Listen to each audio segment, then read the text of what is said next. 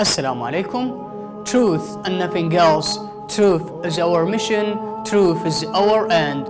Welcome dear viewers to the Untold Truth, which tries to uncover the real Islamic identity and to reveal the real version of Islam. This is your anchor Ali Al-Mangushi, and welcome again to the Untold Truth.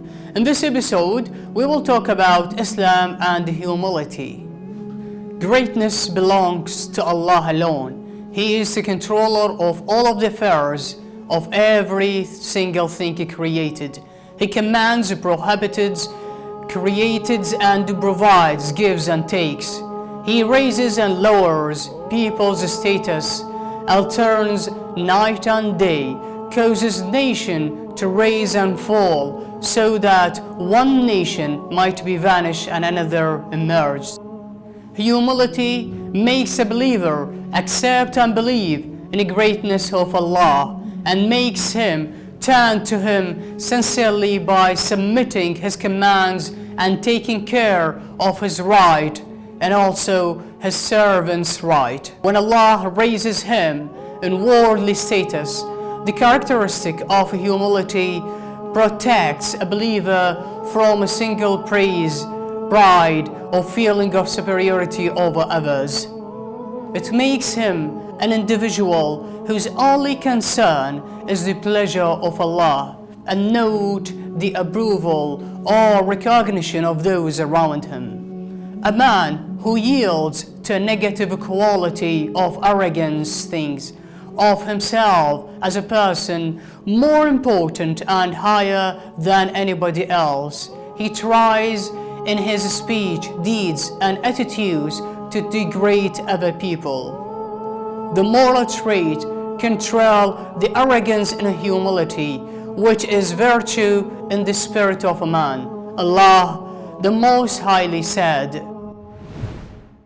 ولا تمش في الأرض مرحا إنك لن تخرق الأرض ولن تبلغ الجبال طولا. And do not go about in the exultingly, for you cannot cut through the earth nor reach the mountains in height. In another context, quoting Luqman wise, he says, ولا تصعر خدك للناس ولا تمش في الأرض مرحا إن الله لا يحب كل مختال فخور واقصد في مشيك واغضض من صوتك إن أنكر الأصوات لصوت الحمير. And no, turn your face away from people in contempt, nor go about in the land excluding overmuch. Surely Allah does not love any self-conceited poster, and pleasure the high concern in your going about and lower your voice. Surely the most hateful of voice is breathing on the earth. And in another context, Almighty says,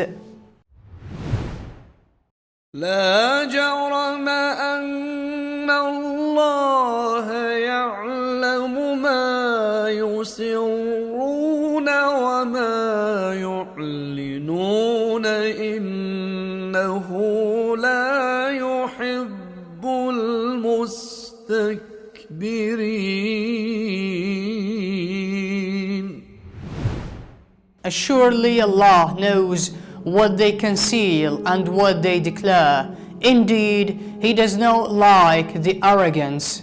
Prophet Muhammad, peace be upon him, said, Indeed, humility increases the dignity of one endowed with, be humble, and Allah will exalt you. Prophet Muhammad, peace be upon him, in another context said, "Indeed, the most beloved of you to me and the nearest of you to my position on the day of judgment are the best of you in nature and in humility, and the furthest of you from me are the vagueness that is the arrogance." In English, the word humility comes from Latin-rooted word, which means ground. Humility, or being humble, means that one is modest, submissive, and respectful, not proud and arrogant. You lower yourself to the ground, not relevant yourself above other. In prayers, Muslims prostrate themselves to the ground, acknowledging human beings' loneliness and humility before the Lord of the world. Indeed, the sin of Iblis was his arrogant refuses to humble himself to the will of Allah. He believed himself of elevated status, better than any other creations, and he continues to whisper to us, encouraging our pride, arrogance, love of wealth and status. We must always remember that we are nothing, we have nothing except what Allah blessing give us. We do know nothing of our own power.